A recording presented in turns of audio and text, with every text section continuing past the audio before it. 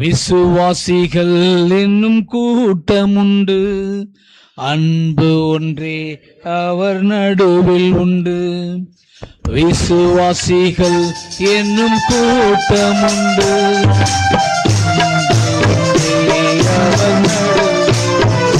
அவர் ஒரு மனம் ஒற்றுமை அன்பு உண்டு என்று சொல்லும் நாட்கள் இன்று வேண்டும். ஒரு மனம் ஒற்றுமை அன்பு உண்டு என்று சொல்லும் நாட்கள் இன்று வேண்டும்.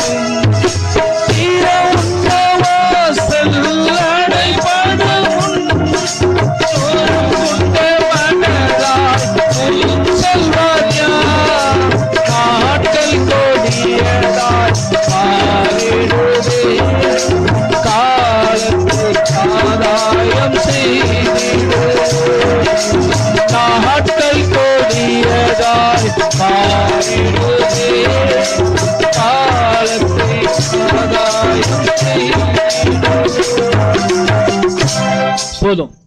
விசுவாசிகள் என்னும் ஒரு கூட்டம் உண்டு, அங்க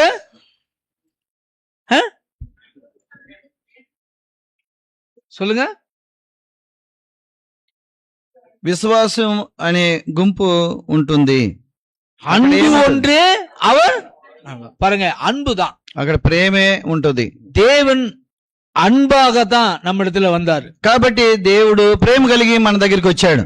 அவர் நேசித்ததெல்லாம் அன்புதான். ఆయన మనకు చూపించిందంతా కూడా ప్రేమే. அவர் கொடுத்ததெல்லாம் அன்புதான். ఆయన చూపించింది పూర్తిగా ప్రేమనే చూపించాడు. అదే அன்புதான் நமக்கு வேண்டும். కాబట్టి మన జీవితంలో కూడా ప్రేమే కలిగి ఉండాలి. அந்த அன்பு நம்ம கிட்ட இருந்துச்சுன்னா, ఆ ప్రేమ మన దగ్గర పూర్తిగా ఉన్నట్లయితే ஒற்றுமை என்ற ஒரு காரியம் இருக்கும். అక్కడ ఐక్యం అనే కార్యం ఉంటది. ஒற்றுமை இருந்தால்தான் பாருங்க, ஒற்றுமை வேற ஐக்கியம் வேற. தெலுங்குல ஒற்றுமைக்கு ஐக்கியம்னு சொன்னார் இல்லையா? அப்போ ஐக்கியத்துக்கு என்ன தெலுங்குல? కలిసి ఉండటం. ఐక్యమే, కలిసి ఉండటం. பாத்தீங்களா?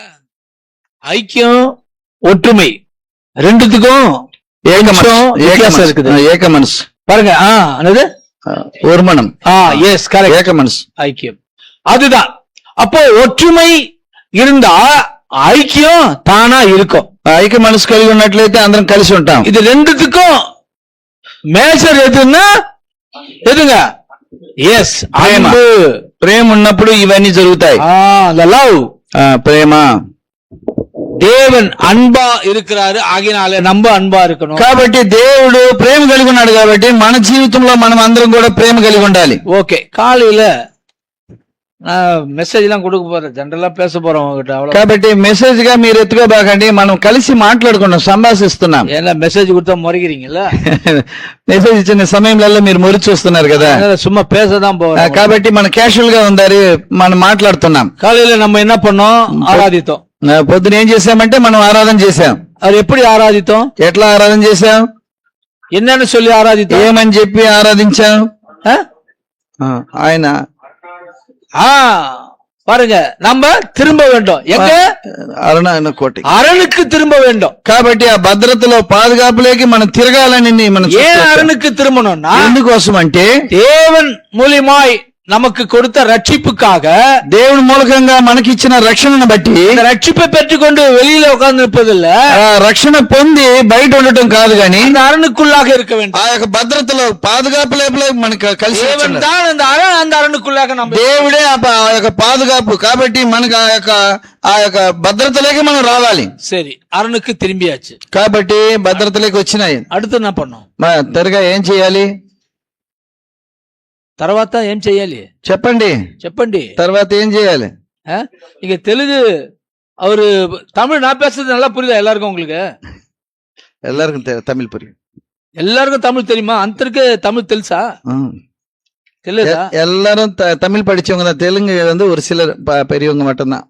ஓஹோ, சரி சரி. இல்ல நீங்க ரொம்ப நேரமா சொன்னீங்களா, நான் ரொம்ப நேரம் தமிழ்ல பேசிட்டு நீங்க பேசுறது ஒண்ணுமே புரியல.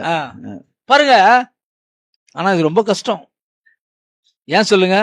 ఎందుకంటే எனக்கு தமிழ் தெரியும், నాకు తమిళ్ తెలుసు, இவருக்கு தமிழ் தெலுங்கு ரெண்டும் தெரியும். తమిళ తెలుగు ఆయనకి తెలుసు. పక్కన உங்க ஒரு சிலருக்கு தெலுங்கு தெரியும், ஒரு சிலருக்கு தமிழ் தெரியும். లేదు అందరికి తమిళ్ తెలుసు. சரி, అందరికీ தமிழ் தெரியும். తమిళ్ తెలుగు తెలుసు. சில நேரத்துல இவர் தெலுங்குல பேசும்போது எனக்கு தெரிய மாட்டேங்குது, உங்களுக்கு தெரியுது. నేను తెలుగులో మాట్లాడినప్పుడు సహోదరికి తెలియలేదు. இப்ப நான் என்ன சொன்னேன்னு அவரு மாத்தி சொல்லிட்டு உங்களெல்லாம் திட்டுறாருங்க அவரு அப்படின்னு சொல்லிட்டு நீங்க என்ன, அதனாலதான் ஒரு சில நேரத்துல முறைச்சு பாக்குறாங்களோ. నేను ఇలా ఊహిస్తున్నాను, నేను చెప్పింది ఏదో మార్పు ఆయన కలిపి చెప్తున్నాడో నేను తిడుతున్నాడో అని చెప్పినట్లయితే నాకు తెలియదు. కానీ అయితే మీరు మురి చూస్తుంటే మార్చేమో చెప్తున్నాడేమో అని నేను ఊహిస్తున్నాను. சரி, ரைட். இப்ப என்னன்னா, ఇప్పుడు ఏం கர்த்தருடைய வார்த்தைகளை நம்ம எப்படி புரிஞ்சுக்கிறோம்ன்றதுதான். ఇక్కడ మనం చూసినట్లయితే దేవుని వాక్యాన్ని ఎలాగా మనము అర్థం చేసుకుంటున్నాం. వేదத்துல కై தேர்ந்தவர்கள் நிறைய பேர் இருப்பாங்க. పరిశుద్ధ గ్రంథంలో అంత తేరిన వారు అనేకులు ఉన్నారు. ஒருத்தர் அந்த ராஜா காலத்து கதையோட போவாரு, కొంతమంది ఆ రాజుల కథలతో పోతా ఉంటారు. இன்னொருத்தர் ரொம்ப அந்த హిస్టరీ జాగరిపి அந்த மாதிரி పోవారు. కొంతమంది ఆ హిస్టరీని తీసుకొని ఆ యొక్క డిక్షనరీ మూలకంగా వాళ్ళు దాని చరిత్రలను చూస్తా వస్తారు. ஒருத்தர் சயின்டிஸ்ட் பிரகாரமா போவார், కొంతమంది సైంటిస్ట్ బాగా తీసుకెళ్తే పరిశుద్ధ గ్రంథాన్ని పఠిస్తారు. இப்படி ஒவ்வொருவர்கள் ஒவ்வொரு வகையான அந்த கர்த்தருடைய வார்த்தை கொடுப்பாங்க. కాబట్టి మనలో అనేక విధంగా ఉన్నారు. కాబట్టి వాళ్ళు ఒక్కొక్క విధంగా ఈ పరిశుద్ధ గ్రంథంలో నుంచి మనకు బోధిస్తూ వస్తారు. இப்போ காலையில நம்ம பந்தியில இப்ப பங்கு பெற்றோம், என்ன ஆனா சுத்திகரிப்பு செஞ்சுக்கிட்டோம். కాబట్టి ఇప్పుడు బల్లాలో మనం పాల్పొందాము. మరి ఏంటంటే మనం శుద్ధీకరించుకొని బల్లాలో పాల్పొందాం. ఏం சுத்திகரிப்பு செஞ்சோம்? ఎందుకోసం మనం శుద్ధీకరించుకోవాల్సి వచ్చింది? சுத்திகரிப்பு செஞ்சோம் ఎందుకోసం? చెప్పండి. ஏன் சுத்திகரிப்பு பண்ணோம்? ஏன் கர்த்தருடைய பந்தியில பங்கு பெற போறோம், அதனால பண்ணோம். కాబట్టి దేవుని బల్లలో పాల్పొందుతున్నాం కాబట్టి మనల్ని మనం పరిశీలించుకొని శుద్ధీకరించుకున్నాం. இப்ப நாம అమర్ந்திருக்கிறோம், మనం అందరం కూడా కూర్చొని ఉన్నాం. நீங்க தான் ఇప్పుడు మీరు మెసేజ్ கொடுக்க போறீங்க. ఇప్పుడు మీరు మెసేజ్ చెప్పబోతున్నారు, రెండు పేరు కేక పోறோம், మేమిద్దరం వినబోతున్నాం. இப்ப அப்படிதான் போக போகுது. ఇప్పుడు అట్లా పోతుంది. வெளிப்படுத்தல் ప్రకటన 10వ அதிகாரத்தில் 10వ అధ్యాయం 3వ వచనத்தை 3వ వచనాన్ని அனைவரும் சேர்ந்து படி. అందరం కలిసి బిగ్గరగా చదువుతారు. అందరం எல்லாரும் தமிழ் தெலுங்கு எல்லாம் சேர்ந்து படிங்க. சிங்கம் கர்ஜிக்கிறது போல மகா சத்தமாய் ஆர்ப்பரித்தார். அவன் ஆர்ப்பரிக்கும் போது 7 இடிகளும் சத்தமிட முழங்கின. படிச்சீங்களா? అందరు చదువుకున్నారా? படிச்சீங்களா? చదువుకున్నారా? క్యాషువల్ ఉంటే మీరు బదులు చెప్పండి. படிச்சீங்களா? Right, very good. அப்படிதான் வேணும் எனக்கு. அந்த மாதிரி சொல்லுங்க. என்ன మీరు అలా బదులు చెప్పండి. సింహం గర్జిக்கிறது పోల, సింహం గర్జించినట్లు. நம்ம గర్జించమా? మనం గర్జించినామా? బైబిల్ తీసుకొని గర్జించீங்களா இல்லையா? గర్జించినారా లేదా? வீட்டுல గర్జిக்கிறீங்களா? ఇంట్లో గర్జిస్తున్నారా? பயங்கரமா இருக்கும். வீட்டுல ఇంట్లో అయితే భయంకరంగా ఉంటది. బ్రదర్స్ అడిగిடும், సహోదరులు అయితే ఇంకా వాళ్ళు అణిగిపోతారు. ఆమా, సిస్టర్స్ గర్జిப்பாங்க. సహోదరులు వాళ్ళు గర్జించినప్పుడు సహోదరులు అణిగిపోతారు. సరే, చూడండి. சும்மா டமாஸ் சொன்ன கோச்சிக்காதீங்க. మీరెవరు కోపగించుకోబాకండి. నా పోమోది ఎన్న గర్జికి పోరి. నేను పోయేటప్పుడు నన్ను చూసి ఏం గర్జిస్తారో నాకు తెలియదు. సరే, ఇప్పుడు సింగం గర్జిக்கிறது పోల కాళీల நம்ம గర్జించమా இல்லையா? సింగం గర్జించినట్లు మనం అందరం కూడా ఆరాధన మూలకంగా గర్జించామా లేదా? நம்ம గర్జించோம் இல்லையா? మనమందరం కూడా కలిసి அவரை தொழுது கொண்டோம், ఆయన ఆరాధించాం. సంగీతం 132:16 நீங்க வாசித்து பாத்தீங்கன்னா தெரியும். కీర్తన 132:14 మనం చూసుకున్నట్లయితే చదవండి. 132:16.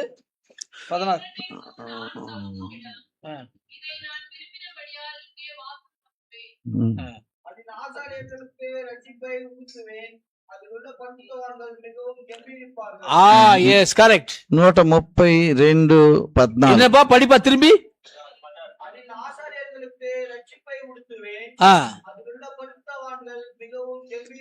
அதனுள்ள பரிசுத்தவான்கள் மிகவும் கம்பீரிப்பார்கள்.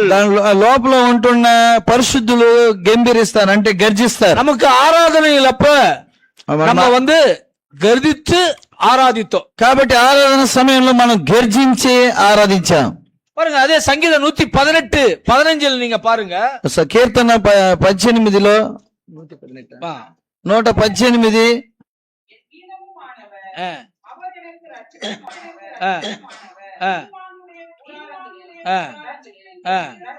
Very good. போதும் போதும் பாருங்க, போதும் போதும். రక్షిపిన్ గంభీర సత్యం ఉండు. రక్షణ సునాద గీతములు వినబడతాయి. సింగం அப்படின்னு ஒரு வார்த்தையை படிச்சோம். మనం సింహం అని ఒక మాటను చదువుకున్నాం. அந்த సింగத்துக்கிட்ட இருக்கிற காரியம் நம்ம கிட்ட என்னென்ன இருக்குன்றதுதான். ఇప్పుడు మనం చూసుకోబోయే కార్యం ఏంటంటే సింహం దగ్గర ఉన్న గుణ లక్షణాలు ఏమిటో అవి మన దగ్గర ఉన్నాయని చూసుకోబోతాం. కంపారిజన్ సింహానికి మనకి మనం పోల్చుకోవటం. பாருங்க, సింగం గర్జిக்குது இல்லையா? సింహం గర్జిస్తుంది. நம்ம கூட என்ன பண்ணோம்? காலையில మనం కూడా గర్జించాము, அவரை கர்ஜிச்சு தொழுது கொண்டோம், ஆராதிச்சோம். அதுதான் அந்த சங்கீதத்திலையும் சொல்லப்படுகிறது. நீதிமான்களுடைய கூடாரம் எது? నీతిమంతుల గూడారంలో. கூடாரம் எது? నీతిమంతుల గూడారం ఇది. இதுதான் அந்த நீதிமானுடைய கூடாரம். ఈ స్థలమే నీతిమంతుల గూడారం. அங்க ரட்சிப்பின் கம்பீர சத்தம் உண்டானது. ఇక్కడ రక్షణ సునాద గీతములు బయలుపడతాయి. 2 நாளாகமும் 20ஆம் அதிகாரம் 19வது வசனம் படிச்சு பாத்தீங்களா தெரியும். 2 దినవృత్తాంతములు 19వ అధ్యాయము 20 వచనాన్ని చూసుకున్నట్లయితే 2 நாளாகமும் 20 19 20:19. ஆமா.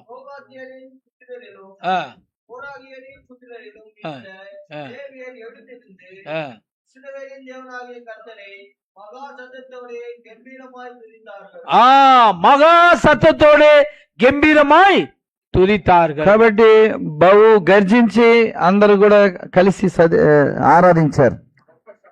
గొప్ప శబ్దంతో, గొప్ప సత్తం, గొప్ప శబ్దముతో சத்தத்தோட. ரைட். இப்போ நான் உங்களை ஃபர்ஸ்ட் சொன்னது போல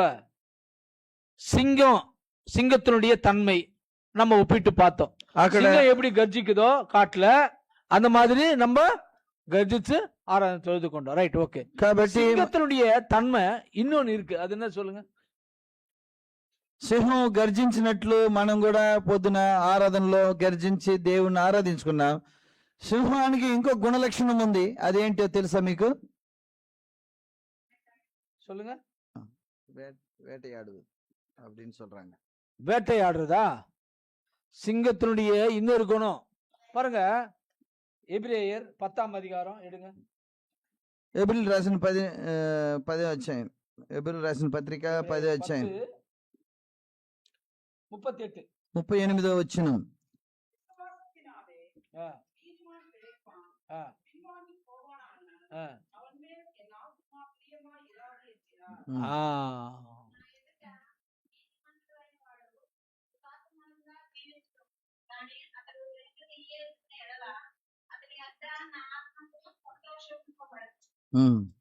விசுவாசத்தினாலே நீதிமான் பிழைப்பான், విశ్వాసం ద్వారా పోనాల్ అవన్ మేల్ ఎన్ ఆత్మ ప్రియమాయ్ ఇరాదు. కాబట్టి విశ్వాసి నా యందు ప్రియముగా ఉన్నప్పుడు నేను వాడి మీద ప్రీతికరంగా ఉందును, వాడు ఎనికిపోయినట్లయితే వాడి మీద నా యొక్క సంతోషం ఉండదు అని చెప్తున్నాడు. நம்ம சிங்கத்தினுடைய இன்னொரு குணம் என்னன்னு கேட்டேன்.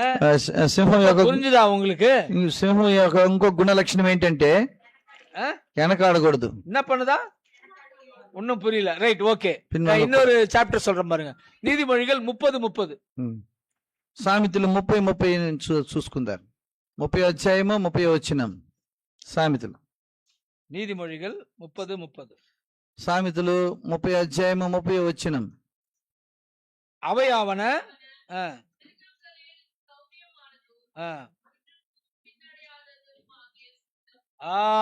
என்னவாது?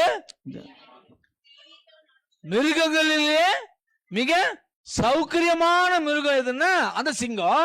మిరగాలలో గాని సౌకర్యమైనది ఏది అంటే ఆ సింహమే. அந்த సింగం, ఆ సింహం పిన్నడయాదు, ఎప్పుడు కూడా ఎన్నిక చేయదు. எப்படி பின்னடையாது? ఎట్లా అది ఎన్నిక చేయదు? ஒரு நீங்க பாத்திருப்பீங்க, మీరు డిస్కవరీ ఛానల్ చూసి ఉండొచ్చు. ஒரு மிருகத்தை அதுக்கு வேணும் வேட்டையாடணும் அப்படின்னு பண்ணுச்சனா அது టార్గెట్ பண்ணுதுன்னா பண்ணுதுதான் అంతే.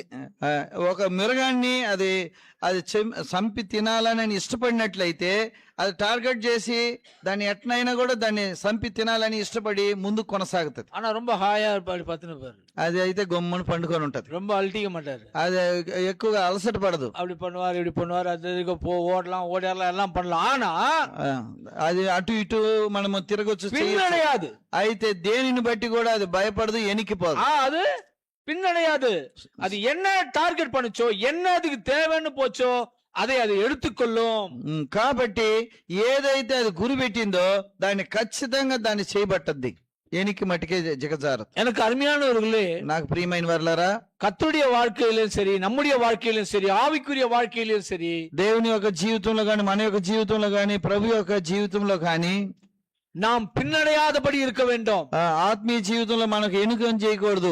లూకా 8వ అధ్యాయத்தில் நீங்க வாசிங்க, 8:13. లూకా రాసిన సువార్త 8వ అధ్యాయము 18వ వచనం, 8:13. 8:13వ వచనం.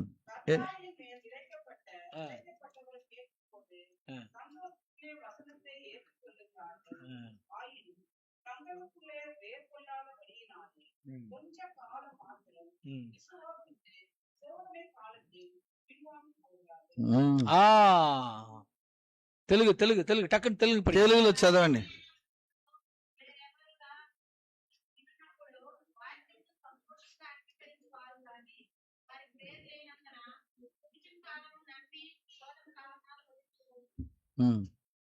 பாத்தீங்களா, பாடுகள் மத்தியிலே, உபத்திரவம் மத்தியிலே நம்ம என்ன பண்ணக்கூடாது, பின்வாங்கி போய்விடக் கூடாது.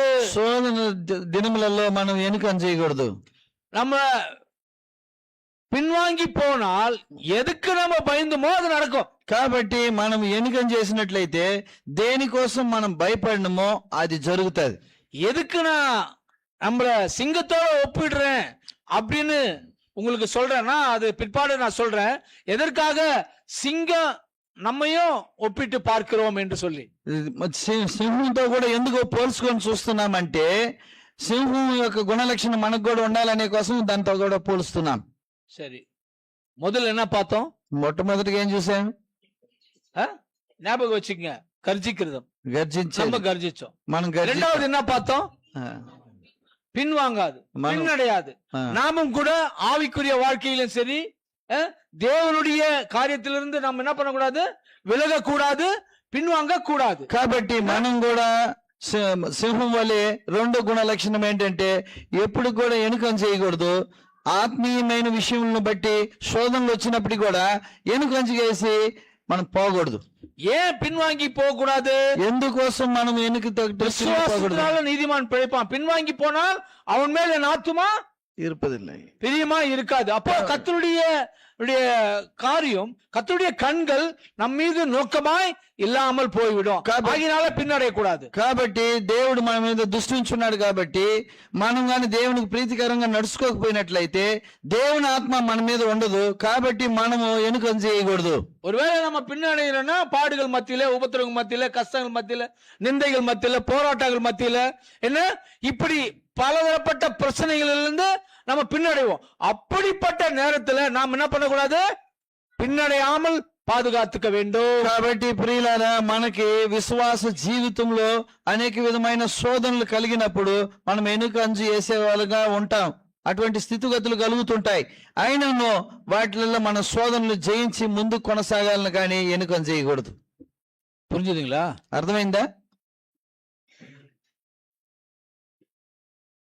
நடப்போகும்போது போர் அடிக்குது, என்ன பிரதர் சிங்க கதை சொல்லுங்கிறீங்க நீங்க. அப்படியா? ఏంటి సింహం చెప్తా ఉన్నారు, మాకు అయితే బోరు కొడుతున్నదని అన్నట్టున్నారు. நிறைய கலைஞர்கள் கத்துன்னு வரணும் போல இருக்குது. ఇక్కడ నేను వాక్యం చెప్పాలంటే అనేక విషయాలు నేర్చుకొని రావాలనుకుంటా. சரி, இப்போ సింగத்துக்கிட்ட இருக்கிற இன்னொரு హ్యాబిట్ சொல்லுங்க பாப்போம். ఇంకో మూడో కార్యక్రమం, సింహం దగ్గర ఉన్న గుణలక్షణాన్ని ఏదైనా చెప్పండి చూద్దాం. நீங்க தான் எல்லாம் தெரிஞ்சவங்கல்ல, మీరు தான் అన్ని తెలిసిన వాళ్ళు కదా. అన్ని తెలుసులే. என்னம்மா செத்து போயிடா? మరితదై సాపడాది. வேற వేరే ఇంకా నేను వేరే ఎదురు చూస్తున్నాను. చెప్పండి. బ్రదర్స్ కూడా சொல்லலாம், సహోదరులు కూడా చెప్పచ్చు. சொல்லுங்க. நீதிமொழிகள் సామెతలు 28ஆம் அதிகாரம் 28వ అధ్యాయము 1வது வசனம் మొదటి వచనం படிங்க. చదవండి. ஆ, ஆ. ఆ. నీ- ఆ. ఎవరు తరముకుండానే దుర్మార్గులు పారిపోతారు, కానీ అయితే నీతిమంతులు అయితే సింహం వలె ధైర్యముగా నిలిచి ఉంటారు. சிங்கத்தினுடைய இன்னொரு காரியம்னா సింహం యొక్క தைரியம். ఇంకొక గుణ లక్షణము సింహం ఏంటంటే ధైర్యంగా ఉంటది. என்ன சொல்லுதுன்னா గ్రంథం ఏం చెప్తుంది? நாமும் கூட அந்த சிங்கத்தை போல தைரியமா இருக்கணும். కాబట్టి ఈ పరిశుద్ధ గ్రంథం ఏం చెప్తుందంటే ఆ సింహం వలె మనం కూడా ప్రతి దాన్ని ఎదిరించి ధైర్యంగా నిలవాలి అని చెప్తుంది. ஆமா, 1 யோவான் మొదటి 3ஆம் அதிகாரம் 3వ అధ్యాయం 21வது వచనం படியுங்கள். 21వ వచనం. 1 యోహాను 3వ అధ్యాయం 21వ వచనం. ஆ, நம்முடைய இருதயம் ஆ, நம்மை குற்றவாளியிலிருந்து ஆ, தீர்க்காத இருந்தால் ஆ. நாம் தேவனிடத்தில் தைரியம் கொண்டிருக்கிறோம். ఆ. మన హృదయం మన యందు దోషారోపణ చేయని ఎడల దేవుని ఎదుట ధైర్యం గలవారమగుదుము. புரிஞ்சுதுங்களா? இப்போ ఇప్పుడు మీకు అర్థమవుతుందా என்ன சொல்லுது? ఏం చెప్తుంది? நம்முடைய இருதயம் நம்மை குற்றவாளி என்று தீர்க்கப்படாதபடிக்கு நினைத்தால் நாம் தேவனிடத்தில் தைரியம் கொண்டு இருப்போம். பாருங்க, நம்முடைய இருதயம் உன்னை குற்றவாளின்னு சொன்னா நம்ம என்ன பண்ணோம்? మన హృదయము మనల్ని దోషులుగా చేసినట్లయితే தேவனிடத்திலே தைரியமா இருக்க வேண்டும். మనం దేవుని దగ్గర ధైర్యంగా, నిర్దోషులుగా ఎంచబడినప్పుడు మనం దేవుని దగ్గర ధైర్యంగా ఉందము. விசுவாசத்தினாலே நமக்கு தைரியம் உண்டாக வேண்டும். విశ్వాసం ద్వారా మనకు ధైర్యం కలిగి ఉంటాం. நான் தோற்று போக மாட்டேன் என்ற அந்த தைரியம் நமக்குள்ள வர வேண்டும். మనం ఓడిపోమని అనే విషయంలో మనం ధైర్యంగా ఉండాలి. எனக்கு கண்டிப்பா இந்த கஷ்டம் வராதுன்னு சொல்லி தைரியமா ஃபேஸ் பண்ண வேண்டும். కాబట్టి నాకు ఈ శోధన ఏమి చేయదని ధైర్యం తెచ్చుకోవాలి. இன்னைக்கு நமக்கு பல பிரச்சனையும் உண்டு. మనకు అనేక సమస్యలు కలిగి ఉన్నాయి.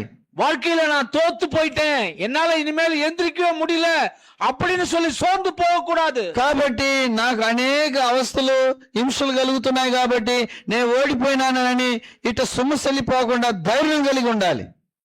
அந்த மாதிரி தைரியம் இல்லாமல் இருக்கும்போதுதான் தோல்வி நமக்கு வரும். కాబట్టి అటువంటి దృఢ ధైర్యం మనకు లేనప్పుడు, మనకు భయం వచ్చినప్పుడు మనం ఓడిపోతాం. தைரியம் என்னங்க? ధైర్యం అంటే ఏంటి? What is the meaning of ధైర్యం? ధైర్యానికి ఏం అర్థం? భయపడకుండా ఉండటం, பயப்படாம மாதிரி இருக்கணும். ஓகே, భయపడాமல் இருக்க வேண்டும். பாருங்க, தைரியம் வெரி சிம்பிள்.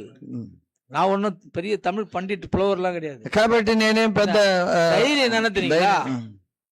நம்பிக்கை, నమ్మకం ఉండాలి. எனக்கு நடக்காது, அதான் தைரியம்.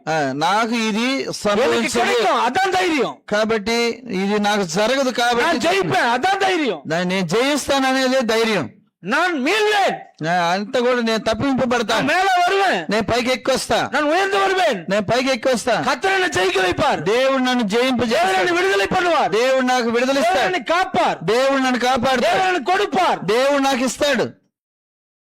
தேவன் என்னை எல்லாவற்றிலிருந்து மாற்றுவார். దేవుడు సమస్తముల నుంచి నన్ను మారుస్తాడని. இன்னைக்கு ஒவ்வொருவருக்கும் ஒவ்வொரு பிரச்சனைகள் இருக்கும். కాబట్టి చిన్నవారికి గాని పెద్దవారికి గాని ప్రతి వారికి అనేక సమస్యలు ఉంటున్నాయి. இப்போ அப்பா அம்மாவுக்கு தன் பிள்ளைங்க படிக்கணும், என்ன நல்ல வேலைங்களுக்கு போகணும், நல்ல இடத்துக்கு போகணும், அவங்கள படிக்க வைக்கணும், அவங்கள முன்னேற்றணும், அந்த கவலை. కాబట్టి తల్లిదండ్రులకి ఏం బాధ అంటే మా పిల్లలు బాగా చదువుకోవాలి, మంచి ఉద్యోగానికి పోవాలి, ఉన్నత స్థాయికి పోవాలనేది తల్లిదండ్రుల యొక్క బాధ. பிள்ளைங்களுக்கு என்ன கவலை? పిల్లలకి ఏం దిగులు? நான் படிச்சுட்டேன், నేను చదువుకున్నా, நான் எல்லாம் பண்ணிட்டேன், అన్ని ஆனா என்ன చేసేసా, பண்ணல, ஒரு ப்ராப்பரா ஒரு வேலை கிடைக்கல, அந்த பயம். సరి అయిన ఉద్యోగం దొరకలేదు, ఆ భయం.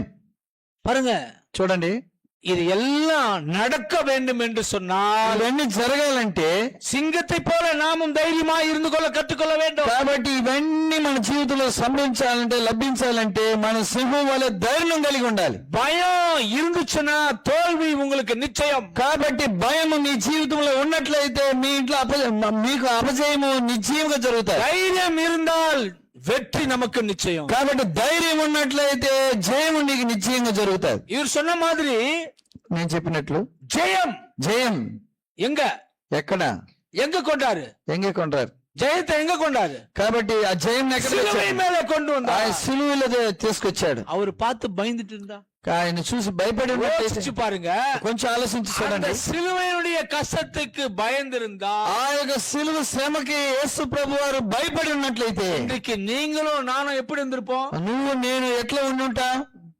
எப்படி இருந்திருப்போம்? ఎట్లుంటాం చెప్పండి? రక్షణ లేని వారమై దేశ తిమ్మరలమై ఉంటాం. గెస్ பண்ண முடியுதா உங்களால? మన నుంచి చెప్పని మళ్తుందా? వీలు పడుతుందా? நம்ம ஏன் இங்க உட்கார்ந்திருக்கோம்? మనం ఎందుకు ఇక్కడ కూర్చొని ఉంటాం? நம்ம உட்கார்ந்திருக்கிற இடமே வேற, మనం కూర్చొని ఉండే స్థలమే వేరు. நம்ம ஏன் இதை பேச போறோம்? మనం ఎందుకు ఇక్కడ మాట్లాడుతుంటాం? நம்ம பேச பேச்சே வேற, మన మాటలే వేరు. நம்ம ஏன் ఇங்க పழగ పోறோம்? మనం ఎందుకు ఇక్కడ కూర్చోబెట్టాం? పழగిన இடமே வேற, మనం వేరే దగ్గర అలవాటు పడి ఉంటాం. பாருங்க, தேவன் நம்மை எப்படியாக கொண்டு வந்து சேர்த்திருக்கிறார். దేవుడు ఎలాగ మనల్ని అందరిని సమకూర్చి ఈ దగ్గర చేర్చినాడు. அவர் அந்த சிலுவையிலே வெற்றி ஜெயத்தை கொடுத்தார். కాబట్టి ఆ కల్వారి సిలువలో యేసు ప్రభువారు జయించి ఆయన జయమును తెచ్చాడు. அந்த பாவம் மன்னிப்பாகிய மீட்பு தைரியம் நமக்கு கிடைத்தது. కాబట్టి ఆ పాప క్షమాపణ ధైర్యము మనకి తీసుకొచ్చింది. சரி, இப்போ இன்னும் ஒன்னாச்சுன்னு சொல்லுங்க, எதனா ஒன்னா சொல்லு, நானே சொல்லுகிறேன். అన్ని నేనే చెప్తున్నా. దానికి ఇంకో గుణ లక్షణం ఉంది. ஃபர்ஸ்ட் கம்பீரம், ఫస్ట్ గర్జించటం, அப்புறம் ரெண்டாவது பின்வாங்காம இருந்தோம், ఎన్నికం చేయకూడదు, మూడోది ధైర్యం. சரி, நாலாவது ஒண்ணு சொல்லுங்களேன். ఇంకో గుణ లక్షణం ఉంది, చెప్పండి. சிங்கம் సింహం గుణ లక్షణాలు ఏంటి? என்ன கேட்டா நிறைய சொல்லுவாங்க, நான் படிச்சதுனால இல்ல. சிங்கம் எல்லாருக்கும் தெரியல, தெரியுமா தெரியாதா? தெரியாதுன்னா வாங்க, நான் ஜூல எடுத்து காட்டுறேன். సింహాన్ని గురించి నాకు తెలియదండి, నేను దాన్ని చూడలేదంటే జూలో పోయి చూడొచ్చు, కానీ దాని గుణ లక్షణాన్ని ప్రాక్టికల్ గా మీకు అందరికి కూడా తెలిసి ఉంటుంది. கூட பழகி இருக்கீங்களா? దాంతో కూడా అలవాటు పడి ఉన్నారా? பசியோட இருக்கு. ஆமாப்பா, அது தம்பி சொல்லிட்டா போல சாப்பாடு போட்டுருவாரு. அவரு சாப்பாடு குறித்து பசியோட நினைக்கிறேன். அவரு சொல்றது பாரு, பசியோட இருக்காதுங்க. அப்ப இவர் பசியோட இருக்கிறாரா? சரி, பழகி இருக்கீங்களா சிங்கத்தோட? సింహంతో కూడా அதாங்க உங்களுக்கு தெரியல, అందుకనే నీకు நீங்க பழகி இருக்கீங்களா? అది ఎట్టా మనము సింహంతో పోయి అలవాటు పెట్టుకోండి మాలది. பழகி இருக்கீங்களா?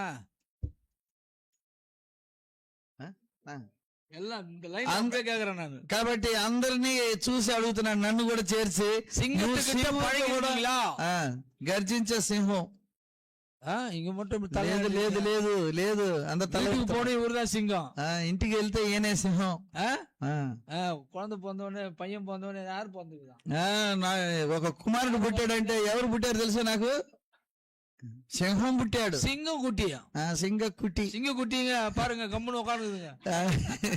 సింహం పిల్లలు చూడు ఎట్లా మౌనంగా ఉంటున్నారు. பையன் பிறந்திருக்க மாட்டான், కుమారుడు పుట్టి பிறந்துச்சு, சிங்கம் பிறந்துச்சு. సింగం పొందిచ్చి నన్ను చెప్తారు అందరూ. అట్లనే ఉన్నాపో. అదే సింహం పుట్టినాడంటే అడవిలో తీసుకుపోయి వదిలిపెట్టాల్సిందే.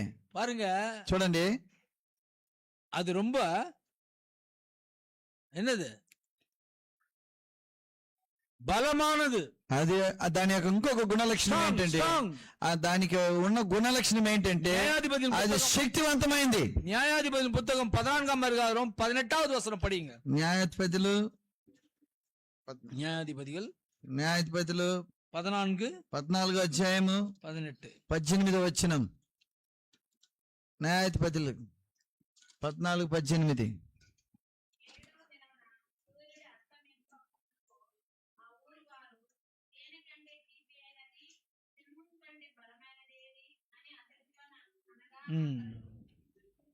போதும்பா, படிங்க, தமிழ் படிங்க.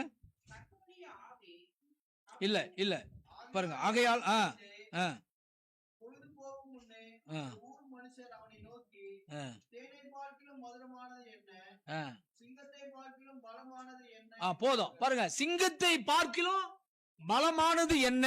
కాబట్టి సింహం అంటే బలమైనది ఏంటి? அப்போ சிங்கத்தை போன்ற பலம் நமக்கு வேண்டும். అయితే సింహం వలె బలం మనకు కావాలి. ஆவிக்குரிய வாழ்க்கையிலே தேவன் கொடுக்கின்ற ஆவிக்குரிய வாழ்க்கையிலே பலம் உள்ளவராக இருக்க வேண்டும். కాబట్టి మనము సింహం పిల్లలం కాబట్టి ఆ యొక్క యేసు ప్రభు యొక్క బలము శక్తి మనకు ఆత్మీయంగా కలిగి ఉండాలి. சங்கீதம் 84:7 நீங்க வாசித்து பாருங்க. కీర్తనలు 84:7 మనం చదువుకున్నట్లయితే இதுல சொல்லப்பட்டிருக்கிற அந்த வார்த்தையை படியுங்கள். అక్కడ చెప్పబడిన మాటను చదవండి.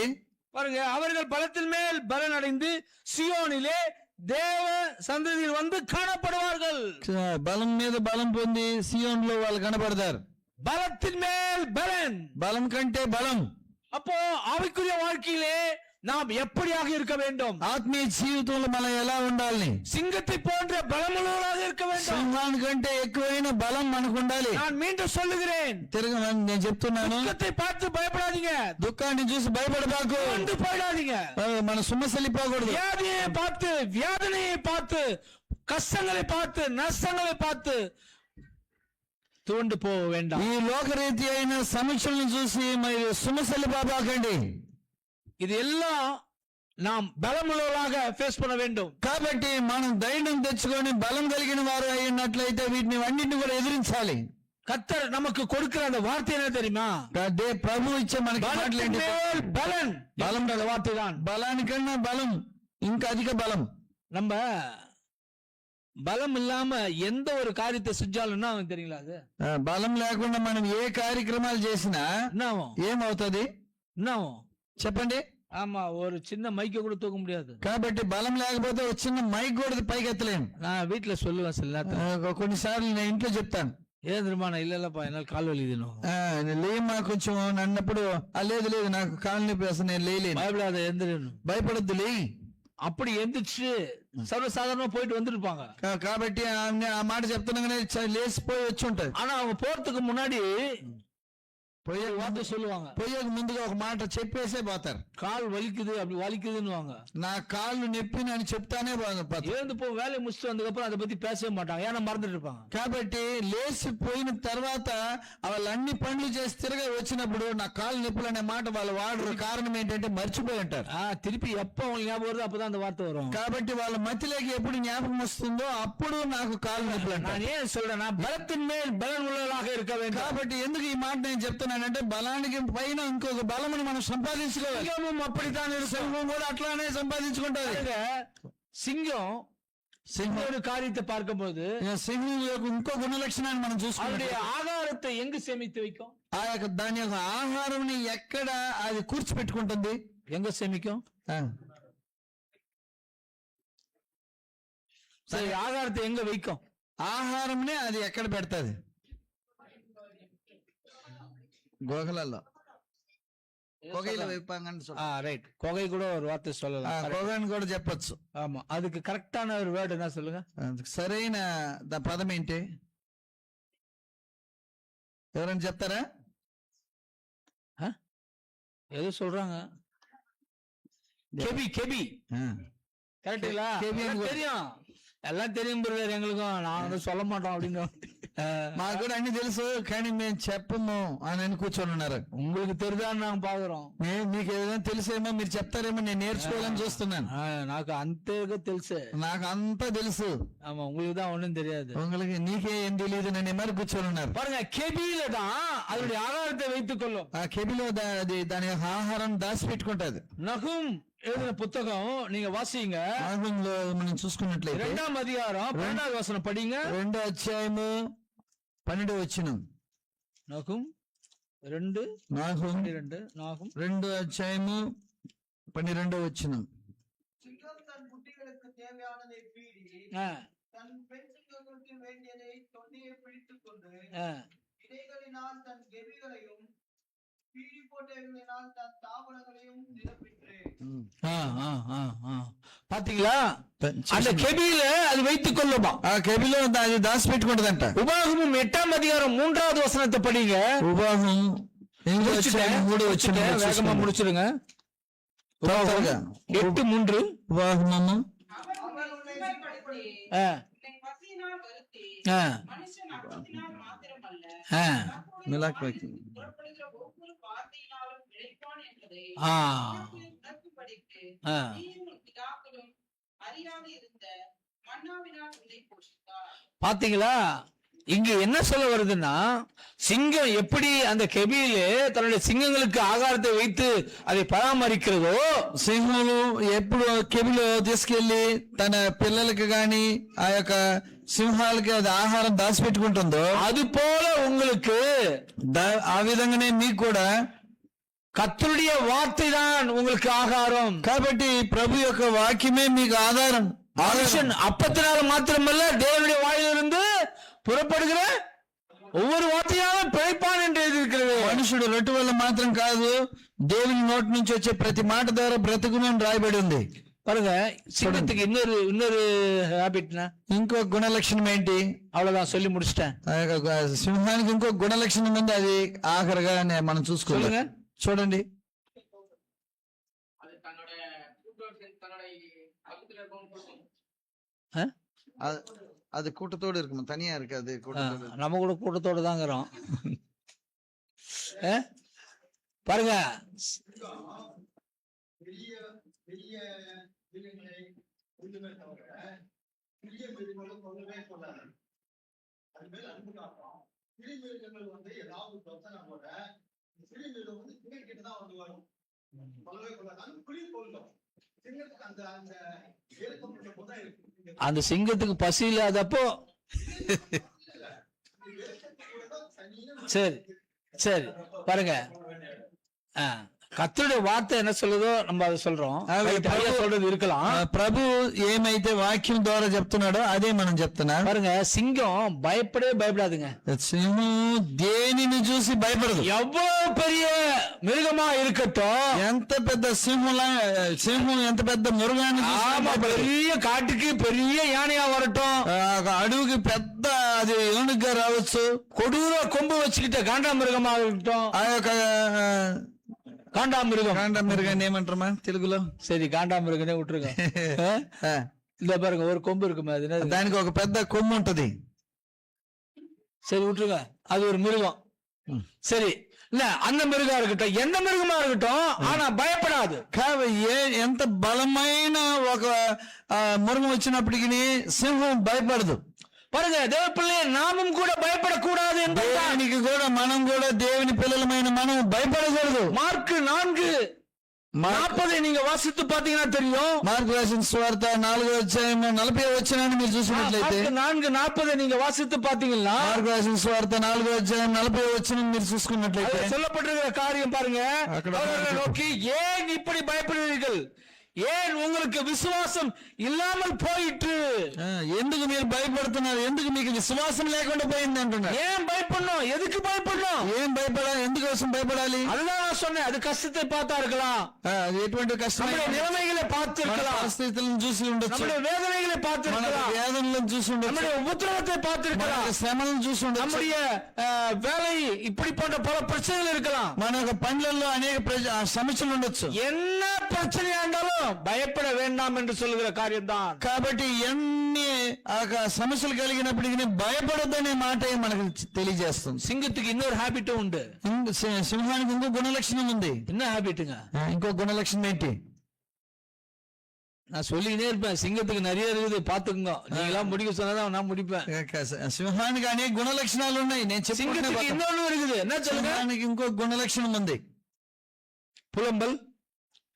మిలాకు వాక్యం 3వ అధ్యాయం 3వ அதிகாரம் 10வது வசனம். 3వ అధ్యాయం 10వ వచనం. మిలాకు వాక్యం படிங்க. 3వ అధ్యాయం 10వ వచనం. புலம்பல் 3:10. அவர் எனக்கு பதிவிருக்கிற கரடியும் மலையிடங்களில் தங்கின சிங்கமுமாய் இருக்கிறார். போதும்.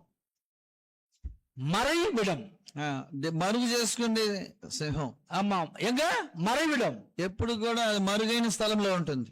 அது மறைவிடம் என்று சிங்கத்துக்கு சொல்றோம். అది సింహం వచ్చి మనకు మరుగైన స్థలం అని చెప్తున్నా. பாத்தீங்களா? நாமும் நம்முடைய கிரியைகளை அனைத்திலும் ஒன்றை வெளிப்படுத்த வேண்டும். அதுதான் சிங்கத்துக்கு எப்படி மறைவிடமோ அது போன்ற நமக்கு சொல்றேன். కాబట్టి சரி, மறைவிடம்னா எப்படிங்க அப்படின்னு கேக்குறீங்களா? யாருకైనా డౌట్ இருக்கா? మరుగు అనే స్థలము మనము ఎందుకు దాన్ని చెప్తున్నామంటే ఈ వాక్యమును బట్టి ఆ మాట మనము ఉపయోగపరుస్తున్నాం ఎట్టానని మనం చూస్తున్నాం. பாருங்க, சிங்கம் மறைவிடத்துல இருந்துதான் தன்னுடைய ஆகாரத்தையே அது எடுக்கும். కాబట్టి అది మరుగైన స్థలంలో ఉండే తన ఆహారాన్ని సంపాదించి సమకూర్చుకుంటారు. ஏன் சொல்லுங்க? ఎందుకు చెప్పండి? ஏன்? ఎందుకు?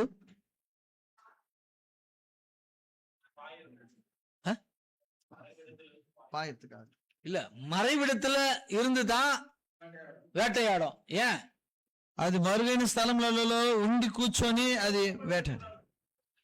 దాని గురి இல்ல, నోకం பாருங்க. చెదరకూడదు. இப்ப எல்லாருக்கும் நம்ம தமிழ் ஆசிரியரா மாறிட்டு இருக்கிறேன் நான் இப்போ. பாருங்க, அவர் மறைவிடத்துல இல்லைன்னு வையே என்ன நடக்கும்? అది మరుగైన స్థలంలో లేకపోతే ఏం జరుగుతుంది? இல்ல, மறைவிடத்துல இல்லைன்னா என்ன ஆகும் தெரியுங்களா? మరుగైన స్థలంలో లేకపోతే ఏం జరుగుతుందో తెలుసా? ஏதோ ஒண்ணு சொல்றாங்க. சரி, ரைட்டு, உங்களை புலம்ப விடல, நானே சொல்லிடுறேன். என்ன தெரியுமா? கடைசி வரைக்கும் பட்னியாவே இருக்கும். ஏன் சொல்லுங்க? కడిసి వరకు అది పస్తుగానే ఉంటది. ஏன்? ఎందుకంటే எஸ், கரெக்ட். அவரு மறைஞ்சு இல்லைன்னு வைங்க, ஆஹா அது ஒரு ஓடிப்போம். కాబట్టి అది మరుగ్గా లేకపోయినట్లయితే దాన్ని చూసి சாகணும். ప్రతి మిరగాలు కూడా దాన్ని చూసి పారిపోయినట్లయితే అది పస్తుండే చనిపోద్ది. கரெக்டா நான் சொல்றது? నేను చెప్పేది நம்ம నిజమే. கூட சில நேரத்துல இந்த ஸ்ட்ரீட்டுக்குள்ள போவோம். எப்போ அந்த ஸ்ட்ரீட்டுக்குள்ள போனா எப்போ அந்த நாய் இருக்குது பக்கத்து ஸ்ட்ரீட்ல வச்சு அடி போயிடுவோம். కాబట్టి ఆ యొక్క వీధిలో వెళ్ళకూడదు, అక్కడ కుక్క ఉంది, అక్కడికి పోతే మనకు అపాయం జరుగుతుంది. அந்த மறைவிடத்துல இருந்துதான் இருக்கும். இல்லன்னா அவரு பட்னியா கிடந்தா சாகணும். అది మరుగైన స్థలంలో ఉండాలి. అది మరుగైన స్థలంలో లేనట్లయితే పస్తుండి చనిపోవాలి. அந்த சிங்கத்துக்கிட்ட இருக்கிற அந்த மறைவிடம் இருக்க நம்ம எதுக்கு எத்துக்கணும் தெரியுங்களா? ఆ యొక్క సింహానికి ఉండే మరుగైన చోటు దేనికి ఎత్తుకోవాలంటే தாழ்மைக்கு நாம் உதாரணமாக எடுத்துக்கொள்ள మనం ఎత్తుకోవాలి. நான் சிங்கம் என்கிட்ட வாங்கடா பாக்கலாம்னு நினைச்சேன்னா அதுக்கு சாப்பாடு கிடையாது இல்லையா? కాబట్టి నేను సింహాన్ని ఎదురు చూపించుకుంటూ వెళ్ళామంటే దాని ఆహారం లేకుండా పోతుంది. நல்லா அப்படி வச்சு தலையை மட்டும் தூக்கி பார்த்தா மான் வருமா அந்த பக்கம்? అది చేతులు పెట్టుకొని అందరు కనపడే வருமா? ఉంటే வராது, దానికి ఆహారం దొరకదు. அவர் என்ன பண்றாரு? தன்னை தாழ்மையாக்கிறாரு. దాన్ని సింహం అయినప్పటికీ తను తగ్గించుకొని போய் ஒளிஞ்சுக்கிறாரு. అది దాంకుంటుంది. அந்த எந்த இதுவும் இல்லன்னும் போது அங்க வரும்போது பாய்ந்திருந்து வேட்டையாடுகிறதை కాబట్టి దానికి ఏ ఇబ్బంది కలగకుండా సమీపంగా వచ్చిన సమయంలో దుడుకుని లేసి అది వేటాడుతుంది. இப்ப புரிஞ்சுச்சாங்க? ఇప్పుడు తెలుస్తుందా? புரியல பொழுது మీకు అర్థం కాలేదని అనుకుంటున్నాను నేను. అర్థమైందా? ఎక్కడి నుంచో ఒక స్వరం వచ్చింది అర్థమైందని. ரொம்ப கஷ்டங்க. అయితే మీతో కూడా చాలా కష్టం అనుకుంటా. கடைசியா ஒன்னே ஒன்னு சொல்லிட்டு போயிடுறாங்க. ఆఖరిగా నేను ఒకటి చెప్పి వెళ్ళిపోతాడు. அடுத்த வாட்டி டெக்னிக் எல்லாம் கத்துன்னு வரேன் நான். కాబట్టి ఇప్పుడు తలపించి నేను పోయి కొన్ని టెక్నికల్ గా నేర్చుకుని రావాలి. మీకు உங்களை அதாவது என்ன சொல்லுவாங்க, இன்ஃபர்மேஷனா ఉజ్జీవపరచడానికి உங்ககிட்ட. ஆமா, அந்த இதை நான் நிறைய இதெல்லாம் கத்துட்டு வரேன் போல. కాబట్టి మీకు ఉజ్జీవాన్ని తీసుకురావాలంటే నేను అనేక నేర్చుకోవాలి రావాల్సి వస్తుంది అనుకుంటా. பாருங்க, அந்த சிங்கத்துக்கு எப்படி அந்த மறைவிடம் தேவைப்படுகிறதோ, ఆ సింహానికి ఎట్టా మరుగైన చోటు అవసరమైన வாழ்க்கையிலே ఈ జీవితంలో கர்த்தர் கொடுத்த இந்த வாழ்க்கையிலே దేవుడిచ్చిన ఈ జీవితంలో நம்முடைய குடும்பங்களிலே, మన కుటుంబంలో గాని, நம்முடைய வேலை ஸ்தலங்களிலே, ఉద్యోగ స్థలంలో గాని, நம்முடைய சபைகளிலே, మన సంఘంలో గాని தாழ்மை ஒன்று வேண்டும். அது நமக்கு கடைசி வரைக்கும் இருக்கணும். కాబట్టి తగ్గింపు అనే ఆ మాట మనకు ఉండాలి.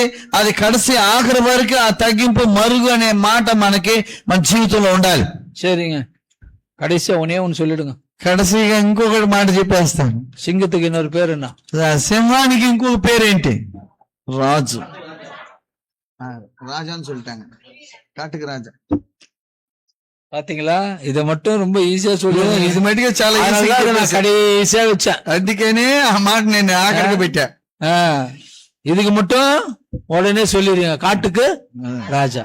కాబట్టి అది అడవికి అంతా కూడా రాజు. அவரு ராஜா, காட்டுக்கு நம்ம யாரு? అడవికి సింహం రాజు. అప్పుడు మనం ఎవరు చెప్పండి? మనము ఎవరు? நம்ம கூஜா இல்ல? பாருங்க, సింగం ఎప్పుడు அந்த కాటుకు రాజావో, సింహం ఎట్లా అడవికి అంతా కూడా రాజుగా ఉంటుందో நாமும் கூட మనం కూడా நீங்களும் நானும் யாரா உட்கார்ந்து இருக்கோம்? నువ్వు నేను కూడా ఏమై కూర్చొని ఉన్నాం? யாரா உட்கார்ந்து இருக்கோம்?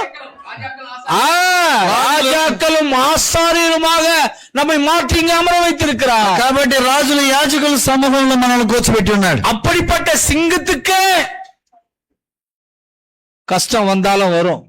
అటువంటి రాజుగా అడవికి అంతా కూడా రాజుగా ఉంటున్న సింహానికే ఒక కష్టం వస్తుంది. சிங்க குட்டிகள் தாழ்ச்சி அடைந்து பட்டினியாய் கிடக்கும். ஆனா கர்த்தரை தேடியவர்களுக்கும் ஒரு நன்மையும் குறைவுபடாது. எங்க ஆளுங்களுக்கு கொஞ்சம் உற்சாகம் வந்துச்சு. இப்பதான் வந்து பாருங்க, సింహ పిల్లలు అవి పస్తుంటాయి కానీ అయితే దేవుణ్ణి ఎరిగిన వారికి ఒక పస్తు ఉండదు.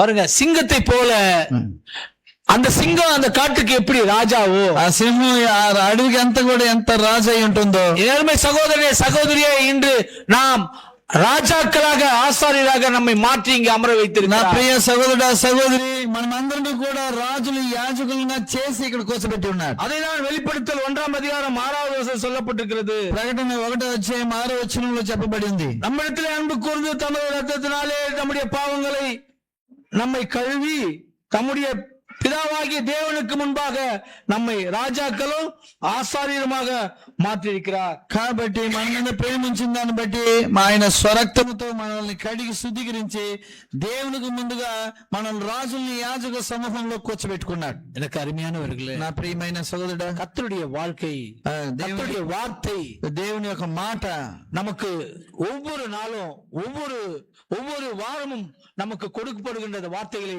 நீங்கள் எப்பொழுதும் சுமந்திருக்க வேண்டும். కాబట్టి ప్రభు ఇచ్చే మాటల్ని ప్రతి దినము మీరు మోస్తూ ఉండాలి. நீங்கள் సోర్ந்து పోయి இருக்கிறது కూడదు. మీరు సొమ్మసిల్లిపోయి ఉండకూడదు. நான் கூட அப்படிதான் இருந்தேன். నేను కూడా సొమ్మసిల్లిపోయి ఉన్నాను. ஐயோ ஆமோஸ் அண்ணா வந்துட்டாரா, అయ్యో ఆమోస్ అన్న వచ్చాడా, இவரு பேசுவாரு இவ்வளோ நேரம் பேசுவாரு, మాట్లాడు ఓయమ్మ ఎంత సేపు మాట్లాడతాడని இந்த సొమ్మసిల్లి மாதிரிலாம் பேசுனீங்கன்னா யாரும் என் மூஞ்சி பார்க்க மாட்டீங்க, எல்லாம் தலை குஞ்சிடும் போய். ஏன்னா பயங்கரமா இருக்கும். కాబట్టి నా ముఖం உங்களுக்கு தெரியும் நினைக்கிறேன். ஆமோஸ் பிரதர் ఆమోస్ అన్న செமையா திட்டுவாரு, செமையா மெசேஜ் கொடுப்பாரு, நம்ம அப்படி மிரண்டு போயிடுவோம், முகத்தையே பார்க்க முடியாது. ఆమోస్ అన్న గారు వచ్చారంటే ఆయన ఎంతో గర్జించినట్లు చాలా హార్ష్ గా గట్టిగా గదిమి వాక్యం చెప్తాడు. பாருங்க, இன்னைக்கு ஏன் இவ்வளவு ஒரு సింగத்தினுடைய వార్తயை கொடுக்கிறேன் என்று சொன்னால், నేను ఈ రోజు సింహాన్ని బట్టి వాక్యం ఎలా చెప్తున్నానంటే சிறு பிள்ளைகளும் கவனிக்க வேண்டும், మీరు చిన్న పిల్లలు కూడా గమనించాలి, நாமும் அதை உணர்ந்து கொள்ள வேண்டும், మనం కూడా గ్రహించాలి. கர்த்தருடைய வார்த்தையை நாம் எப்போதும் சுமந்து கொண்டிருக்க வேண்டும். ఎప్పుడు కూడా దేవుని వాక్యాన్ని మోస్తూ ఉండాలి. தாழ்மையிலிருந்துதான் தேவன் உயர்த்துகிறார். కాబట్టి తగ్గింపులో నుంచి హెచ్చింపులోకి దేవుడు తీసుకొస్తున్నాడు. அதைதான் நான் உங்களிடத்தில் பருகுகிறேன். కాబట్టి అదే ఆ మాట నేను మీకు అందిస్తున్నాను. பாருங்க, நான் பெருசா எந்த இதுவும் கிடையாது எனக்கு. కాబట్టి నాకు చెప్పుకునే విధంగా ఏమి గొప్పతనాలు నా దగ్గర ఏం లేదు. ஆனால் நான் செய்கின்ற அந்த வேலையினுடைய காரியங்களிலே பார்க்கும்போது, నేను చేసే ఆ పని యొక్క కార్యక్రమాలను చూసినప్పుడు அதே யூத குலத்தில் இருக்கிற ஒரு கேப்டன், ஒரு கப்பலுக்கு கேப்டனாக ஒருவர் வந்தார். కాబట్టి ఆ యూద గోత్రానికి చెందిన ఒక వ్యక్తి షిప్ లో కెప్టెన్ గా వచ్చాడు. பாருங்க, எனக்கு பயங்கர ஆசை, నాకు చాలా ఆశగా ఉంది. ஏன்னா ఎందుకంటే அந்த க்ரூ லிஸ்ட் சொல்லுவோம், ஒரு க்ரூ டிக்ளரேஷன், க்ரூ லிஸ்ட், அது பேரு. ఆ యొక్క క్రూ లిస్ట్ అని చెప్తారు. அதுல யார் எத்தனை பேர் இருக்கிறா, அவங்க பேர் என்ன, அவங்களுடைய அப்பா பேர் என்ன, அவர் எங்க பிறந்தாரு, அவர் பர்த்டே டேட் என்ன, அவர் எங்க பாஸ்போர்ட் எக்ஸ்பைரி என்ன டேட் ஆஃப் எங்க இஷ்யூ பண்ணாங்க, அவருடைய எக்ஸ்பைரி, எல்லா டீடைல்ஸும் அதுல இருக்கும். కాబట్టి ఆ యొక్క పత్రికలో ఆయన ఎక్కడ పుట్టాడు, ఆయన పేరేంటి, ఆయన తండ్రి పేరేంటి, ఆయన పుట్టిన డేట్ ఏంటి, ఎప్పుడు రిటైర్మెంట్, అన్ని ఆయన జాబితా మొత్తం కూడా ఆ లిస్ట్ లో ఉంటది అనమాట. அதுக்கு முன்னாடி దానికి ముందుగా நான் ஏன் இதை சொல்றேன்றது ఎందుకు నేను ఈ విషయాన్ని మీకు చెప్తున్నాను பெருமைக்காக இல்ல, గొప్పతనానికి కాదు. இந்திய நிலைமை என்ன என்பதை உணர்த்துவதுதான். కాబట్టి వెనకాల స్థితి ఏంటని మీకు జ్ఞాపకం చేయడానికి కొరకే. நான் எங்கேயో ஒரு மூலையில அந்த பெரம்பூர்ல அந்த வேசார்படியில ஏதோ ஒரு மூலையில ஒரு வீட்டுல படுத்து தூங்கின்னு விளையாடிக்கிட்டு இருந்தேன். కాబట్టి ఆ వేసరపాడిలో నేను ఏదో ఒక మూలలో అక్కడ పండుకొని నిద్రపోతూ క్రికెట్ ఆడుకుంటూ అట్లా ఆటలాడుతూ జీవిస్తున్నా. கம்ப்யூட்டர்னா என்னன்னு தெரியாது, కంప్యూటర్ అంటే ఏంటని నాకు తెలియదు. கம்ப்யூட்டர்னா என்னன்னு தெரியாது, கப்பல்னா தெரியுமா? కంప్యూటర్ అంటేనే ఏంటని నాకు తెలియదు. కప్పల్ అంటే షిప్ అంటే పెద్దది, అది నాకేం తెలుసు. பாருங்க, எங்கேயோ இருந்த எண்ணெய் ఎక్కడో ఒక మూలలో పడి ఉన్న నన్ను பெரிய கப்பலுக்கும் అంత గొప్ప ఆ షిప్ కి కప్పల్కి வித்தவுட், அதாவது என்னுடைய சிக்னேச்சர் இல்லாம கப்பல் போகவும் போகாது உள்ளவும் வராது. కాబట్టి నాకు సంతకం లేనిదే కప్పలు కొత్తగా వచ్చాయి లోపలికి రావు, ఆ లోపల ఉన్నాయి కూడా బయటికి పోవు. அப்படிப்பட்ட ஸ்தானத்துல என்னை கொண்டு போய் சேர்த்தாரு. ప్రియులారా గమనించండి, అటువంటి గొప్ప స్థానానికి దేవుడు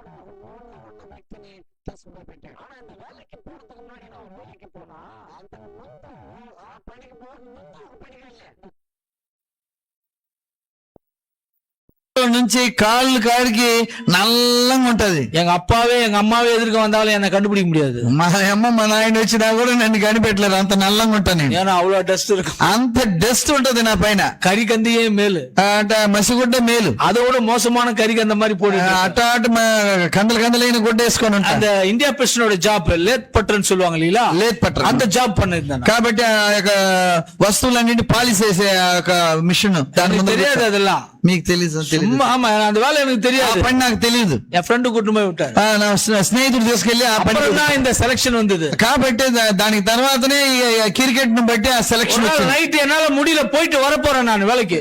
ఒక రోజు నా వల్ల కుదరలేదు, అయినా కూడా నేను డ్యూటీకి వెళ్ళి వస్తున్నా. டூல்னு சொல்லுவாங்க, அதெல்லாம் உடையுது, செதுருது. ఆ యొక్క టూల్ అంత ఇరిగి పగిలి చెదురుతుంది. ஏன்னா நான் தூங்கிட்டேன், నేను నిద్రపోయేసా. டம்மு டம்மு டம்மு டம்முன்னு சவுண்ட் வருது, மிஷின் போ முட்டிக்குது. ఆ మిషన్ ఆ డాష్ అయ్యి అది అన్ని పగిలిపోతున్నాయి. கண்ணு திறந்து பார்த்தா தூங்கினு, ஐயோ కళ్ళు తెరిచి చూస్తే నేను నిద్రపోతా ఉండా. என்ன காலையில வைக்க மாட்டானுங்கன்னு சொல்லிட்டு நான் நைட்டு கிளம்பிட்டேன். కాబట్టి ఇంత నష్టం కలిగించేసి నన్ను నిద్రపోతనం వల్ల రేపొద్దున్నే నన్ను అధికారులు ఇక్కడ పనిలో ఉంచుకోరు, నన్ను బయటకు పంపించేస్తారని సైకిల్ చెప్పకుండా వచ్చేసా. ஆமா, ஒரு ஓட்ட சைக்கிள் ஒண்ணு வச்சிருந்தேன். నేను ఒక ఓటి సైకిల్ పెట్టుకొని ఉన్నాను, அப்படியே வந்தேன். సైకిల్ దాన్ని తీసుకొని వచ్చేసా. ரொம்ப வேதனை. అట్లే వచ్చేసిన. ஆமா, தலை ஒரு வேஷம், மூஞ்சி ஒரு வேஷம், ட்ரெஸ் ஒரு வேஷம், అట్లే పారిపోయినాను. కాబట్టి నాకు ఆ వేషం అట్లే ఉంది, నల్లంగా, ఎవరు కనిపెట్టలేని విధంగా. அப்படியே வந்து எங்க சர்ச் மெயின் ரோட்லயே இருக்கும், ரெகபோத் சர்ச், வேசார்படி. వేసరపాడిలో రగబోత్ చర్చి మెయిన్ రోడ్ లోనే ఉంటుంది. அப்படியே அதை வந்து கிராஸ் பண்ணும். దాని నుంచి క్రాస్ చేశాను. வேசுப்பா, యేసు ప్రభువా. அப்போ வயசு, அப்போ என்ன கல்யாணம் ஆயிடுச்சு, அப்பதான் வேலைக்கு போறேன் முதல் முறையா. పెళ్లి అయింది, దానికి తర్వాతే నేను మొట్టమొదటిగా ఆ పనికి పోయా. அதுக்கு முன்னாடி வரைக்கும் கிரிக்கெட் கிரிக்கெட் கிரிக்கெட் இப்படியே போயிருச்சு. పెళ్లి కాక ముందు క్రికెట్ క్రికెట్ క్రికెట్ దాని మీదనే నా యాస. அதுக்கப்புறம் கூட எங்க அப்பா சொன்னாரு, கல்யாணம் ஆயிடுச்சுப்பா, இனிமேல் வேலைக்கு போ, கிரிக்கெட் 6 மாசம் கிரிக்கெட் தான் விளையாடுது. ఇప్పుడు పెళ్లి అయిపోయింది, నువ్వు ఇంక మీద క్రికెట్ ఆడొద్దు, నువ్వు పనికి పోవాలి నన్ను మా నాయన చెప్పాడు. అయినా కూడా నేను పెళ్లి అయిన తర్వాత కూడా 6 నెలల దాకా క్రికెట్ పోయాను. அப்படியே சைக்கிள் ரொம்ப சோகமா ஓட்டின்னு வந்து అంటే సొమ్మెసి వెళ్ళిపోయి ఆ సైకిల్ తీసుకొని నా రూపమే మారిపోయింది, దాన్ని తీసుకొని నిదానంగా వచ్చాను. அப்படியே சர்ச்சை பார்த்து ఆ మందిరాన్ని చూశాను. ஏன்பா என்ன இப்படி பண்றேன், ప్రభా ఎందుకు ఇట్లా చేస్తున్నావు నన్ను? எனக்கு எவ்வளவு கஷ்டமா இருக்கு, నాకు ఎంత కష్టం ఉంది తెలుసా? எப்போ ఎప్పుడు மணினா அப்போ అప్పుడు మా గంట ఎంత? గంట 2 గంటలు 2 గంటలు 2 మணிకి 2 గంటలు నాయి పోయేలా మూచినది. కాబట్టి అక్కడ మనుషులు దేయాలు గాని మేల్కొని ఉండే సమయం. ஏன் கஷ்டம் இருக்குதுன்னு தெரியும், నా కష్టం నాకే తెలుసు. ஜாலியா இருந்த என்ன வேலைக்கு போனா என்ன பின்ன தெரியாத வேலையா, జాలిగా ఉంటే అటు తిరుగుతున్న నన్ను తీసుకుపోయి ఆ పనికి వదిలిపెడితే, எப்பா ప్రభువా இவனுங்க சண்டேனா டபுள்ன்றானுங்க. సండే అంటే డబ్బులు 2 చేతులు. அதாவது 100 ரூபாய் கொடுத்தா 200 ரூபாய், 1000 ரூபாய் கொடுத்தா 2000 ரூபாய். కాబట్టి డబ్బులు అంటే ఏంటంటే 100 రూపాయలు ఇస్తే 200, 20 రూపాయలు ఇస్తే 2000. இதுக்கு ఆశపట్టు வேற పోయిర్రు. దీనికి వేరే ఆదివారం అయితే ఆ పనికి వెళ్ళిపోయేది. నాకు వద్దు, எனக்கு வேணா, எனக்கு வேணாப்பா, నాకు వద్దు, எனக்கு ஒரு நல்ல வேலையை கொடு, నాకు ఒక మంచి పని ప్రభువా.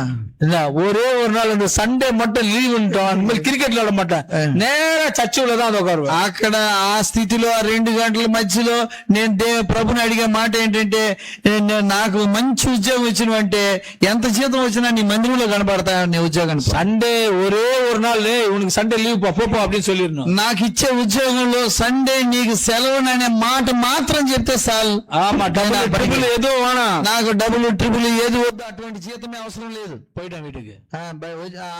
రోడ్ క్రాస్ చేసుకుని బయటకు వచ్చేస్తా. அடுத்து வாங்க பிரதர், உங்களுக்கு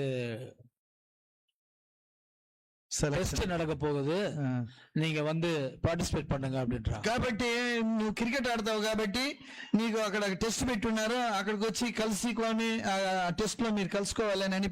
ఓకే పోనే, నేను సరేనని పోయా. அங்க போனா సెలక్షన్ பண்ணாங்க. అక్కడ చూస్తే అక్కడ సెలక్షన్ చేశారు 2 ప్రబల క్రికెట్ వీరர்கள். వాళ్ళిద్దరు మమ్మల్ని సెలక్షన్ చేసిన వారు ప్రబలమైన క్రికెట్ వీరர்கள். ఇండియాలో వాళ్ళు తేరిన వారు. ஒரு வழியா செலக்ட் பண்ணிட்டாங்க, వాళ్ళు సెలక్షన్ చేశారు. வேலையும் கிடைச்சிருச்சு, నాకు ఉద్యోగం దొరికింది. பாருங்க, క్రికెட்டால அந்த வேலை கிடைச்சிருச்சு. క్రికెట్ ద్వారా నాకు ఆ ఉద్యోగం, గొప్ప ఉద్యోగం దొరికింది. அங்க போயிட்டு అక్కడికి పోయి அங்கேயும் பல போராட்டம், అక్కడ అనేక పోరాటాలు. ஆனாலும் எல்லாம் துருப்பு சீட்டா இதை பயன்படுத்தி கொண்டே போவேன். తుప్పు పెట్టిన కార్యక్రమాలని ఉపయోగపరుచుకుంటా. ஒரு ஸ்டெப் மேல ஏறினா 2 ஸ்டெப் கீழே இறங்கும். అయ్యో, ఒక స్టెప్ పైకి ఎక్కితే 2 స్టెప్లు కిందకి దిగి వస్తా. ஆனால் அப்படியெல்லாம் இருந்த தேவன் என்னை மாற்றினார். అట్టున్న నన్ను దేవుడు ఎంతో గొప్పగా మార్చాడు. நான் முழுவதுமா ஒப்பு கொடுத்துட்டேன், పూర్తిగా దేవునికి అప్పగించుకున్నాను. நான் ஒரு நாள் லீவ் கேட்டேன், నేను ఒక రోజు ఆదివారం ఒక రోజు లీవ్ అడిగాను. தம்பி உனக்கு இன்னொரு நாளும் லீவ் எடுத்துக்கிட்டார். కాబట్టి ప్రభు ఇంకొక రోజు కూడా లీవ్ ఇస్తా, శనివారం ఆదివారం. ஆமா, சனி ஞாயிறு லீவு.